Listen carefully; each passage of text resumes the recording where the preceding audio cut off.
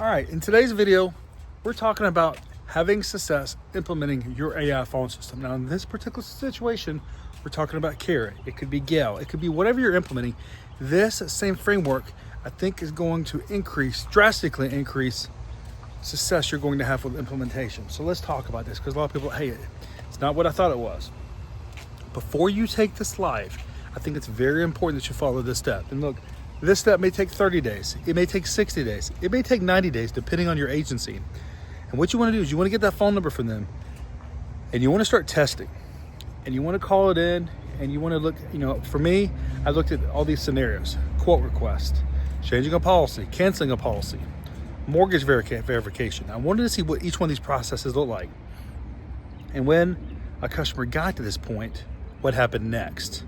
And that's exactly what we did. Let's start with quote request first. I went through, what information are you collecting? First of all, make sure we're collecting the right information. They can go into the CRM correctly. They can create the deal correctly, create the contact.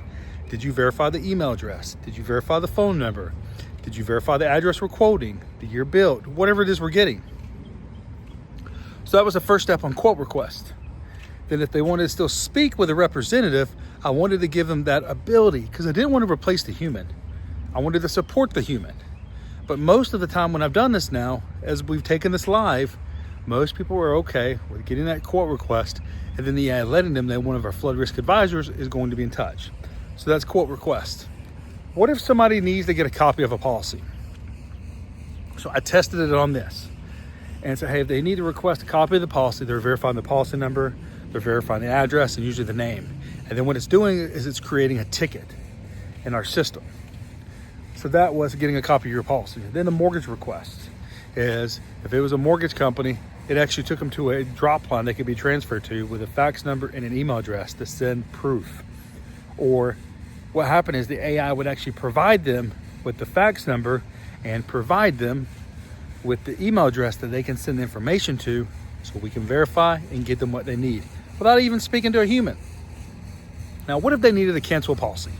Look, if they needed to cancel a policy, let's just say because they were selling their property, then it would let us know, hey, I need to cancel my policy.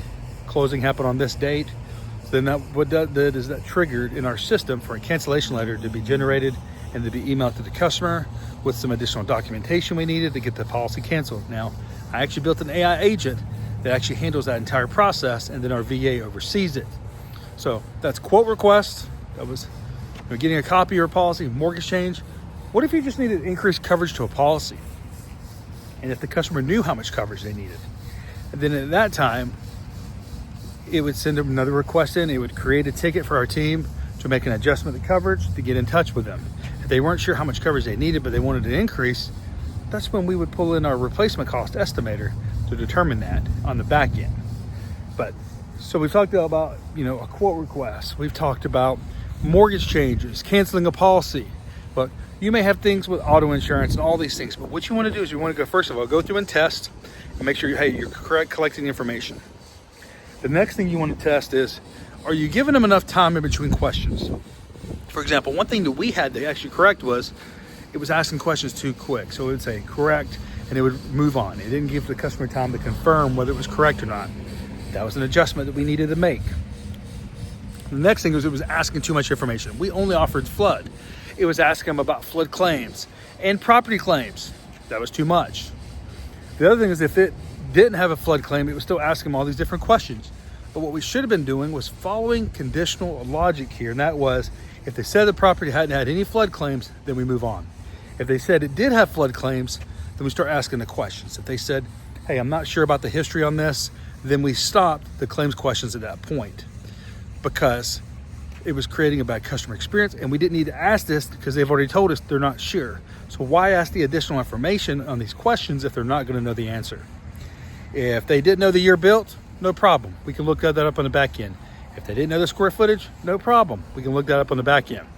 And they even built the AI to let them know, hey, no problem, Mr. Smith. We can look that up for you. So this is how we've done this so far. And look, it's still a learning process. It will always be a learning process. I'm always finding things. For example, one thing I didn't think about was when they asked for a representative. If they called in for a new business quote and they were continuing to ask for a new representative, that tells me it goes to the new business department. If they were calling in about a renewal and they ask about representative, that tells me it needs to go to the renewal department. So using those kind of things to trigger this and that, maybe that will save you a little bit of a headache there. Or if they ask to speak with a specific representative, then it can transfer directly to that team that that representative is on. And that way it's going directly to them. Remember, the purpose of the AI is not to replace the human, it's to support them. So if the customer still wants to talk to them, they still can get in touch with them because of how we're using AirCall with this. And then when it comes in, say it is a new business and they still want to talk to an individual, it's automatically creating contact. It's automatically creating a deal. Now our team member can pull this information up, have a conversation with the customer, maybe to verify a few more details, and we're not having to collect all the information again.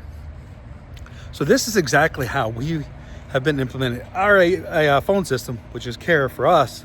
It could be anything for you. But this is how we're having success with our implementation here. And I'll give you an example. The first day we took it live, it took 40 phone calls. And I watched every one of those phone calls. And I sent feedback to Care on every one of these phone calls. And they had that feedback updated almost immediately for us. But out of those 40 phone calls, on the day that we were closed, it generated 7 quote requests. It generated 3 mortgage changes, 2 policy cancellation changes. But we were able to get these things done so much faster for the customer. We were able to create a better customer experience. So I'm hoping that these things will help you have a success with the implementation of the AI phone system of your choice. But in doing that, I want you to remember these 4 things. That is, you're using a system like this to solve problems, remove friction, increase the customer experience, and increase the employee experience. Remember that. If it doesn't do this, don't implement it. That's our rule, is it has to meet those 4 things in order to be implemented, whether it's AI and automation or whatever. So I hope you have found value in this video on having success in implementing your AI phone system. Look, and if you need help and understanding this, figuring out where else you can use AI, make sure to subscribe to the channel. Reach out to me. We teach AI inside insurance agencies every day and other small businesses. I'm Chris with Niche Your Business, and I look forward to speaking to you in our next video. Thank you.